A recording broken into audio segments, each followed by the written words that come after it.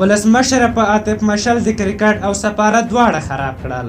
ګران اوریدونکو السلام علیکم. ولسمشر ته خو انسان پیژندونکی یې، خو عاطف مشل دې ولې ونه پیژنده؟ د دې لپاره چې دې څارنوالۍ ته معرفي کړې، له یوه ځایه دې لرې او په بل ځای کې دې مقرر کړ. له ازلي دښمن پاکستان سره مو اړیکې نازک حالات کې دي، که هر څنګه وي دا اړیکې موږ ته مهمې دي. خو جناب مشل 2 ورځې سفارت کې او 15 ورځې کابل کې، او له سفارت نه هم خپله میهمانخانه جوړه کړې ده. ولسمشر داسې کس د پاکستان ته لیږلی چې خپل لوی کارونه یې پرېښي دي او کرکټ کې ګوتې وهي، او غواړي خپلې مردارۍ چې کرکټ بورډ کې یې کډې پټې کړي. کرکټ بورډ ته راتګ او لاسوهنې لپاره یې ټیم کې بې اتفاقي د اصغر او نورو لوبغاړو په مټ جوړه او ځان ته یې د لاسوهنې موقع جوړه کړه.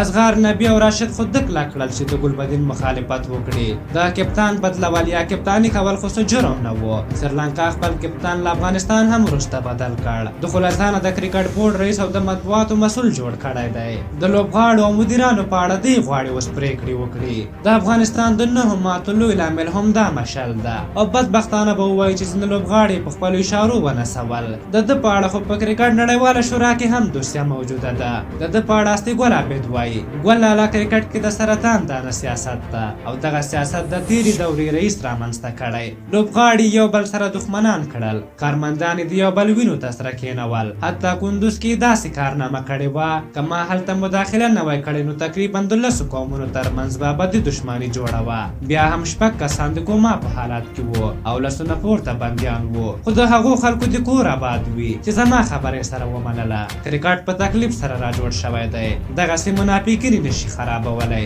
نورې کیسې هم شته، خو هغه باید زما ملګري روښانه کړي. د کرکټ بورډ پخواني چیرمن په کرکټ کې شتون د سرطان دانه ده. دغه راز تاج ملک کلمبیا ویلي دي. جناب سفیر صاحب، هغه اساسنامه چې تا په خپله پاس کړې په هغې کې کوم ځای کې لیکل شوي چې تا نن زموږ اجرایوي کسان هر یو ضیاء الحق ضیا، عبدالهادي دریس، تدارکاتو مدیر، مالي مسؤل دپاره نن ځانګړې محکمه جوړه کړې وه، او په توهین سره دې چاته ویلې چې ته مه غږېږه او ته وغږېږه. آیا د بورډ غړی چې حکومتي چوکۍ هم لري دا حق لري چې د اجرایوي معاملو کې مداخله وکړي؟ پرون دې اعلان وکړه چې دولت احمدزی، اسدالله خان او نوید صاحب نه 2 هفتې جریان کې په ځینو مواردو کې څېړنې کېږي او دندې دې ورته وځنډولې. بیا دې څنګه په څو ساعتونو کې خارجي میډیا کې مجرمان اعلان کړل؟ آیا ته نه پوهېږې چې دا کارونه زموږ د اساسنامې او ICC پالیسۍ سره په ټکر کې دي او کولی شي چې د افغانستان کرکټ بین کړي؟ جناب ولسمشر صاحب، په هېڅ هېواد کې یو برحاله سفیر د بورډ غړی نه ده، او امرخیل صاحب دا هر څه ستاسو په شتون کې روان دي.